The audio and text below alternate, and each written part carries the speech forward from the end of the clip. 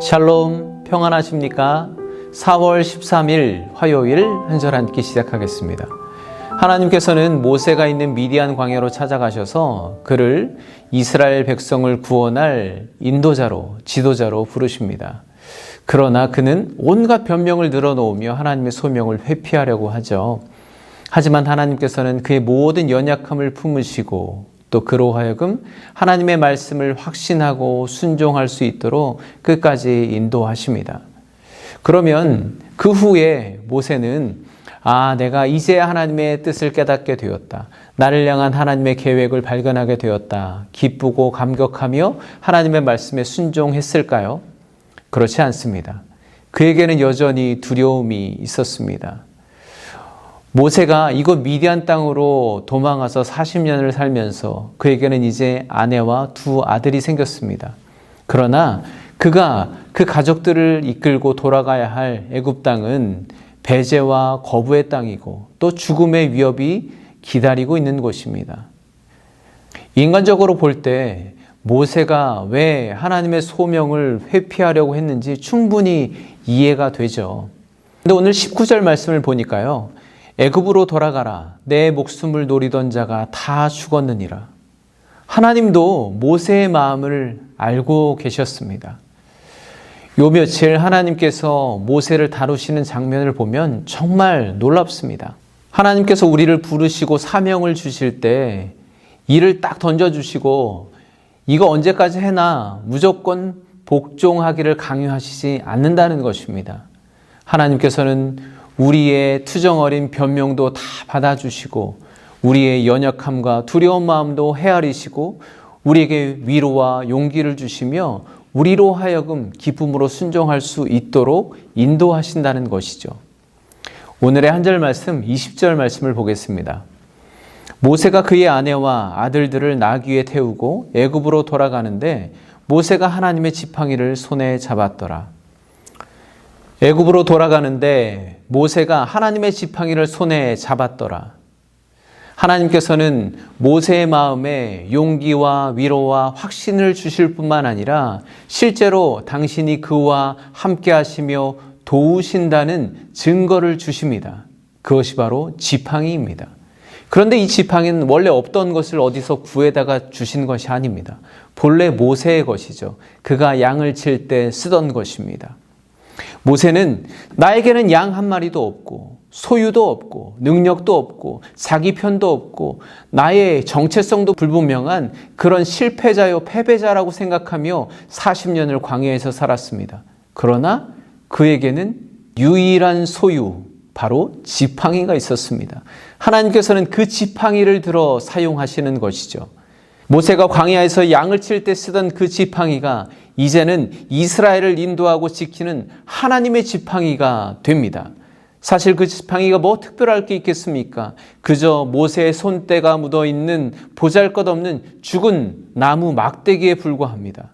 그리고 어쩌면 그 지팡이는 나약한 모세의 신세를 상징하는지도 모르겠습니다. 그러나 하나님은 그 막대기를 들어서 이스라엘 백성을 구원할 생명의 도구로 사용하십니다. 그 막대기와도 같은 모세를 당신 손에 붙드셔서 엄청난 구원의 능력을 행하실 것입니다. 저는 모세의 손에 쥐어진 지팡이를 묵상하면서 그러면 나에게도 그 지팡이와 같은 것이 무엇이 있을까 생각해 봤습니다. 내가 모세와 같은 위대한 영도자만큼은 그런 그릇은 못 될지라도 동일하신 하나님께서 나를 부르시고 사명을 허락해 주셨다면 나에게도 그 지팡이와 같은 것이 있을 텐데 그것이 무엇일까 한참을 생각해 봤는데 도무지 뭔지 모르겠더라고요. 그러다가 문득 떠오른 존재가 있습니다. 바로 제 아내입니다. 저는 제 아내를 볼 때마다 정말 하나님께서 나와 함께 하시는구나 라고 확신하게 됩니다. 저는 목회자지만 신앙의 연륜도 많지 않고 뿌리 깊은 신앙의 가문에서 성장하지도 못했습니다. 그런데 제 아내는 저와는 달리 뿌리 깊은 신앙의 가문에서 기본기가 탄탄히 훈련된 크리스찬입니다. 그래서 아내는 제가 신앙적으로 균형을 잘 유지할 수 있도록 중심을 지킬 수 있도록 돕는 훌륭한 동역자입니다. 그래서 제가 이제 결심한 것이 오늘도 내 지팡이가 잘 있나 잘 살펴야 되겠다라고 결심을 하게 되었습니다. 네, 자랑은 이 정도만 하고요. 또 은혜를 가릴 수가 있으니까. 아무튼 여러분 손에 들려진 하나님의 지팡이는 무엇인가요? 여러분 가까이에 분명히 있을 겁니다. 그것을 잘 돌아보시고 살펴보시기를 소망합니다. 하나님은 애굽으로 향하는 모세에게 애굽 왕 바로 앞에 가서 많은 이적을 행해 보이라고 말씀하십니다. 그러면 그것으로 끝나느냐? 그것이 아니라 좀 당혹스러운 말씀을 덧붙이십니다. 21절에 내가 그의 마음을 완악하게 한즉 그가 백성을 보내주지 아니하리니. 그렇습니다.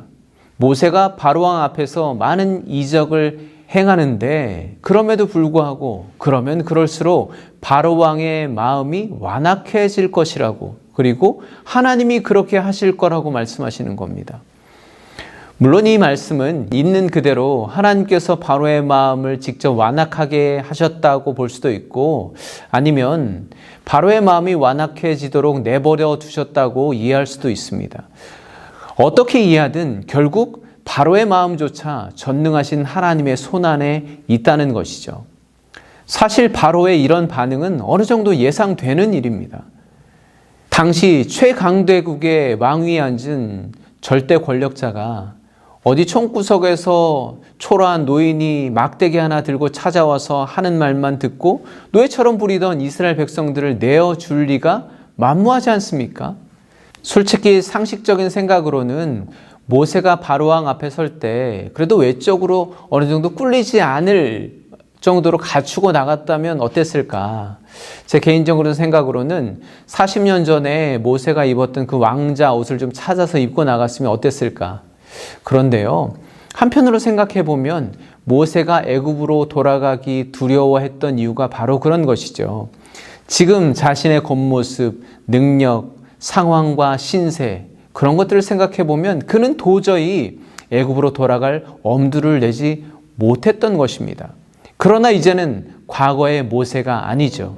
그의 손에는 왕족의 화려한 옷, 능력, 권력, 그리고 바로의 칼과는 비교할 수 없는 하나님의 지팡이가 들려 있기 때문입니다. 그렇게 바로왕 앞에 선 모세의 마음은 어땠을까요? 모세를 통해 하나님의 기적이 행해질 때 바로의 마음은 점점 더 완악해집니다. 그러나 한편 그럴수록 모세의 마음은 더욱 믿음으로 견고해지고 하나님을 더욱 신뢰하게 되지 않았을까요? 바로 그 모세가 하나님의 말씀을 바로왕에게 선포합니다. 여호와의 말씀에 이스라엘은 내 아들 내 장자라. 내가 내게 이르기를 내 아들을 보내주어 나를 섬기게 하라. 이전의 모세라면 전혀 상상할 수 없는 담대한 모습이 아닙니까? 하나님의 지팡이를 들고 바로왕 앞에 선 모세처럼 오늘도 여러분에게 맡기신 사명을 기억하시고 하나님을 의지하고 세상 앞에서 하나님의 말씀을 선포하는, 하나님의 말씀대로 담대히 살아내시는 여러분 되시기를 간절히 축복합니다. 내일 다시 만나 뵙겠습니다. 감사합니다.